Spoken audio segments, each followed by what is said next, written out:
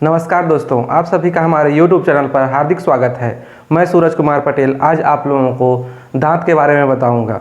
वैसे तो दांत हमारे शरीर की सुंदरता के साथ ही साथ यह हमारे शरीर के जो मेटाबॉलिज्म और एनाबॉलिज्म होता है उसके लिए भी बहुत ही ज़्यादा इम्पॉर्टेंट होता है। यह भोजन को तोड़ने और पीसने का भी कार्य करता है। तो चलिए आज हम लोग दांत के बारे में जानते हैं कि कितने प्रकार का होता है, क्या क्या होता है और इसके कार्य और या इसकी बनावट देखेंगे। दूसरे जीवों में ये इसकी जो रूपांतरण होता है या फिर इसका जो आकृति होता है अलग अलग होता है, उसके बारे में हम लोग जानेंगे। तो चलिए हम लोग आज दांत के बारे में देखते हैं। दांत का जो अध्ययन होता है या स्टडी होता है उसको बोला जाता है ओडोंटोलॉजी।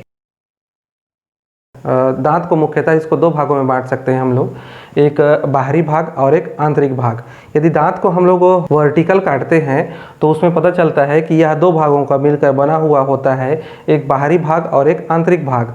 तो जो बाहरी भाग होता है उसको हम लोग साइंटिफिकली उसको इनेमल परत बोलते हैं और जो आंतरिक भाग होता है उसको डेंटाइन बोला जाता है। तो हम लोग चलिए देखते हैं इसके बारे में। इनेमल परत होता है उसके बारे में देखते हैं। इनेमल जो परत है यह सफ़ेद कलर का होता है, कई लोगों का यह पीला भी होता है, वो अपवाद के रूप में मान सकते हैं हम लोग उसको। सफ़ेद रंग का होता है और यह इनेमल कहलाता है। शरीर का कठोरतम भाग होता है, यह मुख्यतः कैल्शियम फास्फेट का बना होता है, परंतु यह कैल्शियम फास्फेट का जो क्रिस्टलीय रूप होता है उसी का बना होता है, इसलिए इसको कैल्शियम एपेटाइट बोला जाता है।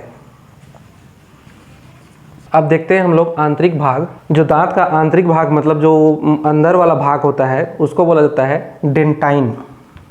यह मुख्यतः कैल्शियम फास्फेट का बना होता है।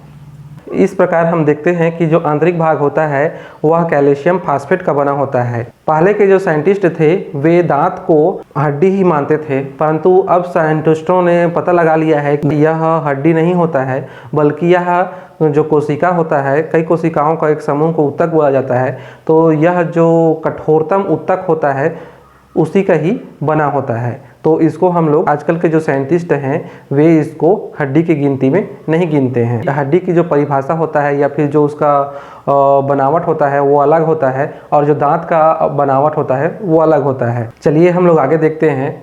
दूध के दांत में दांतों की संख्या 20 होता है और यह एक बार टूटने के बाद में 12 साल में यह टूट जाता है और उसके बाद में फिर से ये उग आता है।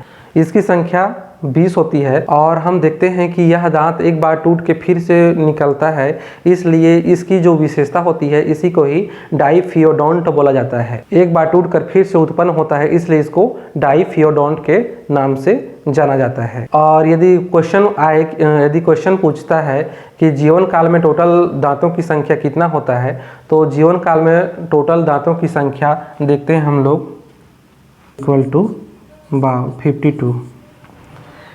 इस प्रकार ये देखते हैं हम लोग कि जीवन काल में टोटल दांतों की संख्या 20 + 32 इक्वल टू 52 या 52। ठीक है, ये क्वेश्चन कई बार आ चुका है कि टोटल दांतों की संख्या एक मनुष्य के जीवन काल में टोटल दांतों की संख्या कितनी होती है। तो हमें कन्फ्यूज़न रहता है कि 32 मारें या फिर 52, तो यहाँ 52 होगा। यदि पूछे कि टोटल दांत कितने होते हैं तो होगा 32 होगा। इसकी विशेषता देखते हैं तो हम लोग का जो दांत होता है वह अलग अलग प्रकार का होता है। देखते हैं हम लोग कि जो सामने वाला दांत होता है वह थोड़ा सा अलग होता है और ये जो किनारे वाला होता है वो अलग होता है और अंदर वाला दांत वो अलग होता है। तो यह कई प्रकार का होता है, इसलिए इसको क्या बोला जाता है, विषम दंती, जिसको इंग्लिश में बोला जाता है हेटेरोडोंट। और यह देखते हैं हम लोग जो दांत होता है मोलर और जो प्री मोलर होता है वह हल्का सा गड्ढा या फिर खांचे नुमा संरचना होता है, इसलिए इसको बोला जाता है गर्त दंती बोला जाता है, जिसको इंग्लिश में बोला जाता है थिकोडोंट। एक बार टूटने के बाद में फिर से उत्पन्न होता है, इसलिए इसको बोला जाता है द्विबार दंती बोला जाता है और इसको इंग्लिश में बोला जाता है डाइफियोडोंट। द्विबार दंती को डाइफियोडोंट बोला जाता है। तो चलिए हम लोग आगे देखते हैं दांतों के प्रकार। वैसे दांत हम लोग देखते हैं जो सामने वाला दांत होता है वह उसको बोला जाता है इंसाइजर बोला जाता है और ये जो थोड़ा सा बड़ा बड़ा होता है उसको मांस या कुछ खाने के समय उसे पैसे करके फाड़ते हैं, उसको कैनाइन बोला जाता है। और यह जानवरों में काफ़ी लंबा रहता है। ये वाला जो दांत होता है उसके बाद वाला को बोला जाता है प्री मोलर बोला जाता है, और जो लास्ट में होता है एकदम लास्ट में अंदर में होता है उसको बोला जाता है मोलर बोला जाता है। मोलर के जो सब सामने होता है उसको प्री मोलर बोला जाता है। सिंपल सी बात है। तो इसमें जो हिंदी वर्ड होता है वह थोड़ा कठिन टाइप का है, हालांकि मैं बता देता हूँ। इंसाइजर बोला जाता है। इंसाइजर मतलब इसको कृदंत बोला जाता है। केनाइन को रदनक बोला जाता है, और प्री मोलर को चवर्णक बोला जाता है। प्री मोलर है इसको बोला जाता है अग्र चवर्णक, और जो लास्ट है उसको चवर्णक और इसको अग्र चवर्णक बोला जाता है। प्री मोलर को अग्र चवर्णक और मोलर को चवर्णक बोला जाता है। मैं ये सजेस्ट करूँगा कि आप लोग इसको इंग्लिश में ही याद रखे रहें, इंग्लिश में सरल है, क्योंकि लास्ट वाला मोलर, उसके बाद में फिर ये हो गया आपका प्री मोलर, और फिर सामने वाला इंसाइजर, और ये वाला केनाइन। तो चलिए हम लोग देखते हैं सभी प्रकार को अलग अलग से। इंसाइजर सबसे पहले हम लोग इंसाइजर देखते हैं, उसके बाद में केनाइन देखेंगे, प्री मोलर, उसके बाद में फिर मोलर। तो चलिए हम लोग देखते हैं इंसाइजर। इंसाइजर इसको हिंदी में बोला जाता है कृंतक बोला जाता है, और देखते हैं कि इसमें जो सामने वाला दांत होता है उसी को ही बोला जाता है। तो यह दांत को जो भोजन होता है उसको काटने का काम आता है। देखिए ये नाक के जस्ट नीचे में है, नाक के जस्ट नीचे में है, इसलिए इसको बोला जाता है नोस टीथ भी बोला जाता है, मतलब नाक वाला दांत बोला जाता है, नोस टीथ बोला जाता है, और भोजन को काटने का काम आता है, भोजन को काटने का कार्य करता है ये। और इसमें देखते हैं हम जो हाथी होता है, हाथी का यही इंसाइजर वाला जो दांत होता है, हाथी का जो दांत होता है जो इंसाइजर वाला होता है वही सामने में बड़ा सा होता है। आप लोग चित्र में भी देख पा रहे होंगे जो हाथी का दांत है जो सामने बाहर निकला हुआ है दिखाने वाला दांत, वो क्या कौन सा होता है, वह होता है इंसाइजर।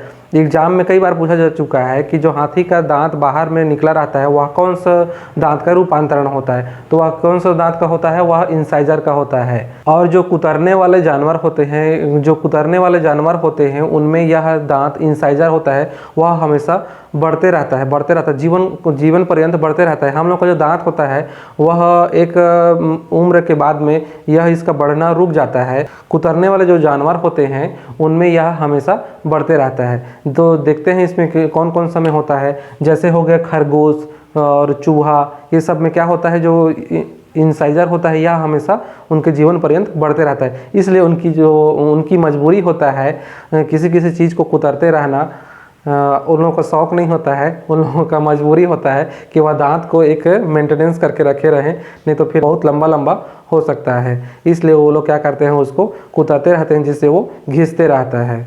खरगोश, चूहा, ये सब के जो इंसाइजर वाला दांत होता है वह बढ़ते रहता है। केनाइन इसको रदनक भी बोला जाता है, और यही रदनक होता है। यह जो जानवर होते हैं, आप चित्र में देख रहे होंगे कि जो बाघ है या जो बाघ या शेर होते हैं उनका जो दांत होता है, यही केनाइन वाला जो दांत होता है वह क्या होता है कि बहुत लंबा लंबा होता है, मांसाहारी जीवों में लंबा होता है। और इसमें देखते हैं हम लोग कि जो ये दांत होता है यह आँख के जस्ट नीचे में होता है, इसलिए इसको ये एई टीथ भी बोला जाता है, इसलिए इसको एई टीथ या आँख वाला दांत भी बोला जाता है। क्वेश्चन पूछ सकता है तो आँख वाला दांत किसको बोला जाता है, तो इसको आप लोग ऐसे करके हाथ को रखना और ऐसे करके यहाँ ले आना। तो ये वाला जो दांत होता है यही क्या होता है, केनाइन होता है, और यही केनाइन वाला दांत क्या कहलाता है, आँख वाला दांत, यही टीथ या फिर आँख वाला टीथ भी बोला जाता है। प्री मोलर, यह मोलर से पहले होता है, मतलब जो लास्ट वाला दांत होता है उसके पहले होता है। लास्ट में 3 दांत को यदि छोड़ दिया जाए तो उसके बाद जो केनाइन और मोलर के बीच में 2 दांत होता है उसी को ही प्री मोलर बोला जाता है, और यह बच्चों में नहीं होता है। आप लोग बच्चे को देखे होंगे, उसके जो सामने वाला दांत होता है वही रहता है, यहाँ तक होता है, उसके बीच में गैप होता है, उसके फिर लास्ट वाला जिसको हम लोग जबड़ा बोलते हैं वो होता है। तो यह बच्चों में नहीं होता है। पहला इसमें देखते हैं, यह बच्चों में नहीं होता है, इसको हिंदी में अग्र चवर्णक बोला जाता है। यह देखिए ये जो गाल होता है गाल के साइड में है, इसलिए इसको चीक टीथ भी बोला जाता है। चीक मतलब गाल वाला दांत। तो गाल वाला दांत किसको बोला जाता है, प्री मोलर को गाल वाला दांत या फिर चीक टीथ बोला जाता है। चलिए इसके आगे हम लोग देखते हैं मोलर के बारे में। मोलर इसको हिंदी में च वर्णक बोला जाता है। च वर्णक आप लोग जानते ही होंगे, यह दांत सबसे लास्ट में होता है, इसलिए यह दांत मतलब जो भोजन होता है उसको पूरा चबाने का कार्य करते हैं। चबाने का कार्य करते हैं मतलब उसको पीसने का कार्य करते हैं। और दूसरा इसका कार्य देखते हैं, यही जो मोलर दांत होता है इसको विजडम टीथ बोला जाता है, क्योंकि माना जाता है कि यह 25 से 30 के बीच में आता है। और कई लोगों का तो पहले भी आ जाता है, इसका एग्जैक्ट आंकड़ा नहीं है, लेकिन यह माना जाता है। मोलर दांत को ही अक्ल दाढ़ बोला जाता है, क्योंकि इसी के आने पर ही अक्ल आता है, ऐसा माना जाता है। कई लोगों का तो पहले भी आ जाता है, कई लोगों का तो जीवन भर ही आता है नहीं है अक्ल। ठीक है, तो इसको क्या बोला जाता है, इसको अक्ल दाढ़ या फिर विजडम टीथ बोला जाता है। विजडम, इसको यदि फर्स्ट माने, इसको सेकंड माने, इसको थर्ड माने, तो जो थर्ड वाला जो मोलर दांत होता है वह बच्चों में नहीं होता है। कई लोग बोलते हैं कि मोलर दांत ही नहीं होता है, लेकिन ये गलत बात है, क्योंकि मोलर दांत तो 2 ठो होता है, बच्चों में 2 ठो दांत होता है, इसलिए मोलर दांत होता है। तो ठीक है, इसके आगे हम लोग देखते हैं दंत सूत्र। और दंत सूत्र को बिना याद करे हम लोग इसको, बिना रटे हम लोग इसको याद करने की कोशिश करते हैं दंत सूत्र को। तो चलिए हम लोग आगे देखते हैं दंत सूत्र। दंत सूत्र को इसको बिना हम लोग रटे इसको किस प्रकार से याद कर सकते हैं, इसको हम लोग देखते हैं। तो ये जो दांत है, दांत का इसको चित्र में बनाया हुआ हूँ, तो इसमें हम लोग देखते हैं, इसको 2 भागों में इसको बांट देते हैं, जिससे हमको क्या होगा कि याद करने में सरलता होगा, या फिर इसी को दंत सूत्र बोला जाता है।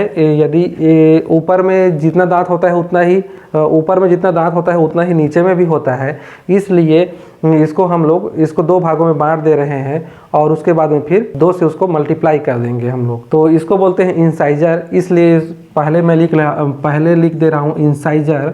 इंसाइजर के बाद में होता है केनाइन, इसलिए इसको सी लिख देता हूँ। और उसके बाद में प्री मोलर होता है, केनाइन के बाद में प्री मोलर होता है, इसलिए इसको प्री लिख देता हूँ मैं, प्री मोलर। उसके बाद में फिर मोलर, और इतना ही नीचे में भी होता है, ऐसे ही नीचे में होता है। एक साइड को हम लोग ले रहे हैं तो इतना ही क्या होता है, नीचे में भी होता है। तो इसको हम लोग फिर से लिख दे रहा हूँ मैं, ICPR और M। इसी को ही क्या बोला जाता है, दंत सूत्र बोला जाता है। और इसको बिना रटे कैसे याद कर सकते हैं, आप लोग एग्जाम में इसको इस प्रकार से देखिएगा कि जो इंसाइजर होता है, आप लोग उसको अपने सभी के जो जितने भी दांत हैं, जिन जिन लोगों का दांत है वो लोग देख लीजिएगा कि ये जो सामने में 4 दांत है उसमें से 2 दांत को लेना है, और 2 दांत को इस साइड से फिर इसको गिनते जाना है। तो हम लोग देखते हैं, सामने वाला 2 दांत को लेते हैं इंसाइजर सामने वाला दांत होता है, तो दांत कितना होता है, 2 होता है एक साइड में ना, इसे आधा से मैं कर रहा हूँ तो 2। अब उसके बाद में फिर देखते हैं सी, केनाइन कितना है, 1 है, इसलिए इसको 1 लिख रहा हूँ। और उसके बाद प्री मोलर देखते हैं, यहाँ 2 है, इसलिए 2 लिख रहा हूँ। और मोलर कितना है, 3 है, इसलिए यहाँ 3। इसको आप लोग रटिएगा मत, इसको एग्जाम में अपने दांत से ही ऐसा करके देख लीजिएगा, गिन लीजिएगा, इससे आप लोगों को पता चल जाएगा। और सेम ऐसे ही नीचे में भी है, तो इसलिए इसको 2 1 2 3। ये कौन सा हो गया, ये वयस्कों में हो गया। अब देखते हैं हम लोग कि जो बच्चे होते हैं उनमें हम लोग देख रहे थे कि जो ये प्री मोलर नहीं होता है और ये मोलर का 3rd नंबर वाला नहीं होता है, तो इसलिए बच्चों के लिए यह फार्मूला कैसा होगा। बच्चों के लिए यदि यह फार्मूला लिखें तो कैसा होगा, ये दूसरा इंसाइजर तो होता ही है और केनाइन होता है, इसलिए 2 1, और उसके जो प्री मोलर होता है वो नहीं होता है, इसलिए उसको 0 लिख दे रहे हैं। और जो मोलर होता है वह 3 में जो 3rd वाला नहीं होता है, इसलिए 2 बस होता है, इसलिए इसको 2 लिख रहा हूँ मैं। तो ये हो गया, और नीचे भी उतना ही होता है, तो इसलिए इसको प्रकार से यहाँ फार्मूला को मैं लिख दे रहा हूँ। इससे आप लोग इसको रटिएगा मत, इसको डायरेक्ट केवल अपने उस समय एग्जाम के समय छू के देख लीजिएगा किस साइड में कितना है, यहाँ से आधा कीजिएगा और इधर फिर गिनते जाइएगा। उसको पक्षी का जो दांत होता है वह पूरा दांत रूपांतरित होकर चोंच का रूप धारण कर लेता है, और उसी से वो लोग पूरा अपना खाना वाना खाने का कार्य करते हैं, या फिर जो कीड़े मकोड़े होते हैं उसको बीनने का कार्य करते हैं। तो इस प्रकार से आज का दांत के बारे में हम लोग काफ़ी कुछ जान गए। आज का वीडियो देखने के लिए आप लोगों का बहुत बहुत धन्यवाद। और जो मेरे चैनल को सब्सक्राइब नहीं किए हैं वो लोग सब्सक्राइब कर लीजिए, और अधिक से अधिक लोगों तक इसको शेयर कीजिए और लाइक, कमेंट और शेयर कीजिए। जय हिंद, जय छत्तीसगढ़।